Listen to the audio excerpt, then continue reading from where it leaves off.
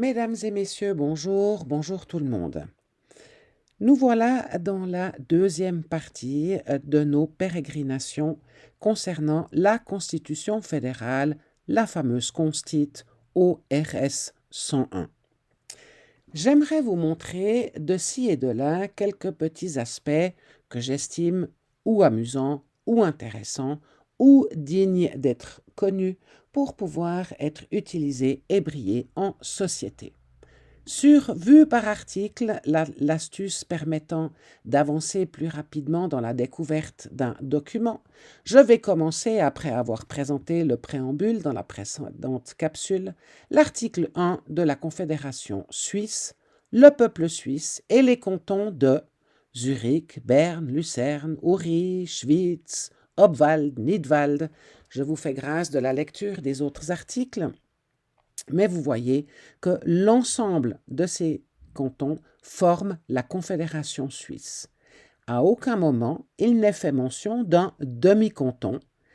On mentionne uniquement Appenzell-Rhodes extérieur et Appenzell-Rhodes intérieur, Bâle dans son aspect de ville et de campagne, mais ces cantons ne sont pas mentionnés comme étant des demi-cantons. Mais d'où alors vient cette expression? Je pense qu'elle tire son origine de l'article 150, excusez-moi de scroller aussi rapidement.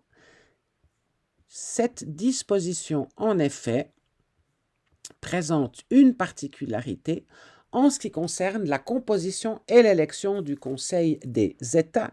Nous parlerons dans une autre vidéo des différents organes prévus par la Constitution fédérale, mais je pense que cet article 150 explique pourquoi on parle de demi-canton, puisque la première information à l'alinéa 1 que voici, le Conseil des États se compose de 46 députés des cantons, toujours pas d'utilisation de demi-canton.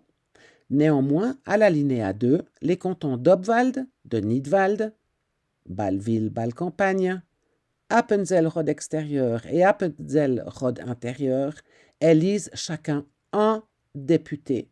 Les autres cantons élisent chacun 2 députés. Même moi qui suis nul en maths, j'ai bien compris que 1, c'est la moitié de 2. Ainsi, appeler ces cantons des demi-cantons est juridiquement faux. Il faudrait dire qu'il s'agit de cantons qui n'élisent que un député au Conseil des États, au contraire des autres cantons suisses. Dans une prochaine vidéo, nous aborderons, grand saut dans l'avancement de la Constitution, l'article 3 de la Constitution fédérale. Je me réjouis de vous y retrouver. Dans l'intervalle, portez-vous bien.